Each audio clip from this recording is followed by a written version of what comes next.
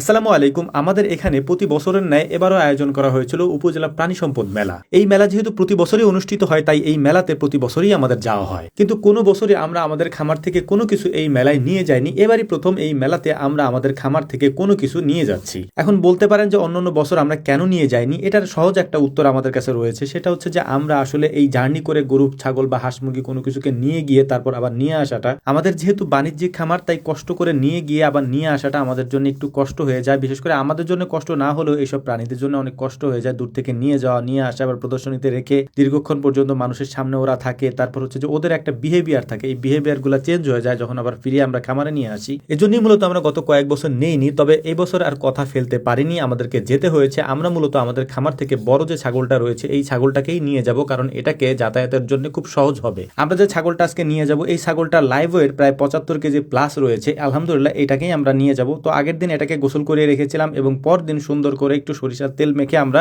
গলার মধ্যে একটা ঘন্টি লাগিয়ে নিয়ে যাচ্ছিলাম হচ্ছে প্রদর্শনীর দিকে। যেহেতু এই ছাগলগুলি খামারের মধ্যেই লালন পালন করা হয়, অর্থাৎ এগুলিকে তেমন একটা বের করা হয় না, যে কারণে বাহিরের আবহাওয়া ওরা তেমন একটা অভ্যস্ত না। এ কারণেই আমাদেরকে একটু সতর্কতার সাথে এগুলিকে নিয়ে যেতে হবে, অর্থাৎ আমাদের এই ছাগলটাকে নিয়ে যেতে হবে। গত কয়েকদিন অনেক প্রশ্ন আপনাদের এসেছে যে আমরা আসলে ভিডিও কেন দেই না, আমাদের কোনো খোঁজ খবর কেন পাওয়া যাচ্ছে না। মূলত আমি ব্যক্তিগতভাবে একটু অসুস্থ, একটু না অনেক বেশি অসুস্থ, যে কারণে আমি দিতে পারি নাই। তবে আলহামদুলিল্লাহ চেষ্টা করব দেওয়ার জন্য। আসলে আমার সুস্থ থাকাটা আগে জরুরি, তারপর না ভিডিও করব। বলেন আমি কেমনে দিব এছাড়া? যেহেতু একটু অসুস্থতায় আমাদের যে নিয়মিত 9টা থেকে 10টা কল টাইম থাকে, বিশেষ করে শুক্রবার বাদে বাকি সপ্তাহের 6 দিন যে কল টাইম থাকে বা আপনাদের যে পরামর্শগুলো আমরা দিয়ে থাকি, বিশেষ করে আমি দিয়ে থাকি সরাসরি, এইটা আসলে আপাতত কয়েকদিন আমরা একটু বন্ধ রেখেছি। বন্ধ রাখছি বলতে কথা একটু কম বলা হয়, কল আসলে অল্প কল রিসিভ করা হয়। যেহেতু অসুস্থ, অনেক বেশি কথা বলতে গেলে আমার নিজেরও অনেক সমস্যা হয়, তাই আপাতত পরিপূর্ণভাবে পারছি না। তবে ইনশাআল্লাহ খুব শীঘ্রই আমরা আবার নিয়মিত হয়ে যাব। আমাদের জন্য দোয়া করবেন বিশেষ করে। তো যাই হোক, আলহামদুলিল্লাহ আমরা ছাগলটাকে নিয়ে এসেছি মেলার মধ্যে। এখানে যে স্টলটা প্রথম দিকে আছে, প্রথম না একেবারে শেষের দিকে, তবে একেবারে মঞ্চের কাছে আমাদেরকে স্টল দেওয়া হয়েছে। তো সেখানে আমরা ছাগলটাকে বেঁধে রেখেছিলাম, কিন্তু বেঁধে রাখতে আমার একটু কষ্ট হচ্ছিল বা খারাপ লাগতেছিল, যে কারণে বাড়ি থেকে আমি কয়েকটা বাঁশ আনিয়েছি ছোট ভাইদেরকে দিয়ে। তারপর সুন্দর করে একটা খোয়ারের মতো বানিয়ে ওখানে আমি ছাগলটাকে ছেড়ে দিয়েছিলাম।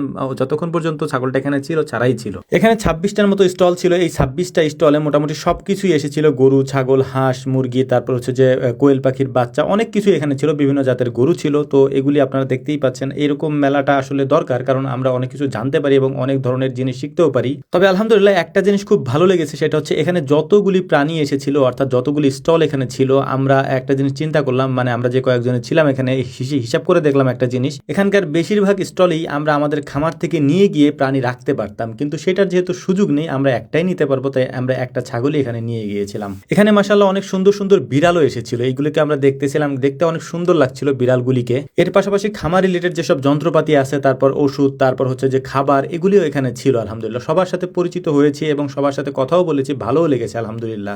আগেই প্ল্যান ছিল যে এখানে বেশিক্ষণ থাকা যাবে না, এর কারণ হচ্ছে যে ছাগল বা অন্যান্য যে প্রাণী আমরা নিয়ে এসেছি এগুলি অসুস্থ হয়ে যেতে পারে, কারণ অনেক মানুষের মধ্যে ওদেরকে খাবার দিলেও ওরা খাচ্ছে না, পানি দিলেও খাচ্ছে না। এরপর যখন এই ছাগলকে আমরা খামারে নিয়ে এসেছি, তারপর বেশ কিছুক্ষণ পর্যন্ত বা বেশ কয়েক ঘন্টা পর্যন্ত ওরা খাবার দাবার খাচ্ছিল না। কারণ হচ্ছে যে হঠাৎ করে একটা পরিবেশ থেকে আরেকটা পরিবেশে যদি হঠাৎ করে নিয়ে যাওয়া হয়, তাহলে একটু সমস্যা হতেই পারে। এটা খুব স্বাভাবিক একটা ব্যাপার ছিল এবং এটা আগেই জানা ছিল। তো যাই হোক, আলহামদুলিল্লাহ আমাদের জন্য দোয়া করবেন, বিশেষ করে আমার জন্য দোয়া করেন যেন আল্লাহ তাআলা খুব দ্রুতই সুস্থতা দান করেন। আসসালামু আলাইকুম ওয়া রাহমাতুল্লাহ।